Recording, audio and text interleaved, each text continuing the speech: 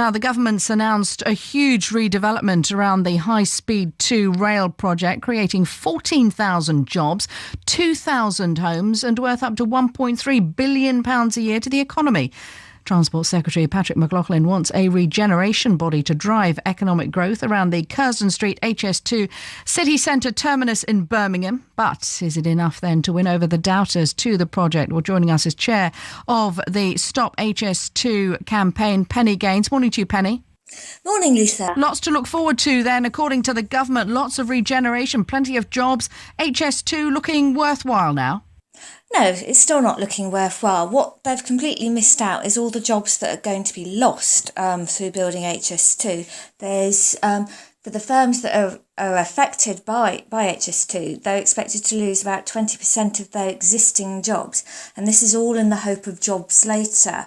And if you look at Birmingham, where this regeneration package has been announced, there's a huge site there at Washwood Heath, which is I believe it's the third largest industrial site there.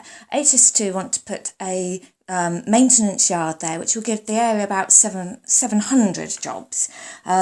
The local MPs have got plans that would allow that particular site, which is in the largest unemployment black spot in Birmingham, to have 7,000 jobs and 3,500 homes.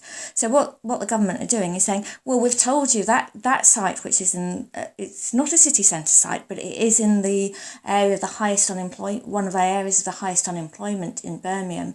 They can't use that site where people actually need the jobs and need them now. They've got to wait for years before they can have this site.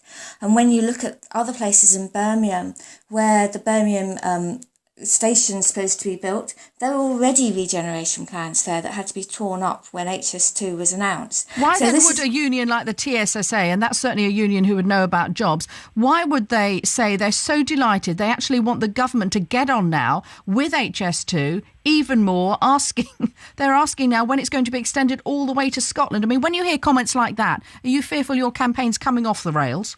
No, we're absolutely still on the rails. We're still focused on getting HS2 stopped because we know it's a bad project for the country. You look at the cost of HS2, it's £50 billion. And if you went to the different cities which are supposed to benefit, if you went to Birmingham and said, right, you've got a share of £50 billion, you've got £10 billion, what do you want to spend it on?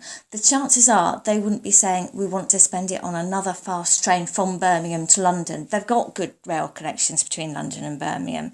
And of course, people like the TSSA will want rail building because they have a lot of people who work in the rail industry. They've got a lot of people who work on the trains. So it's good for their members. It's not necessarily good for the country as a whole.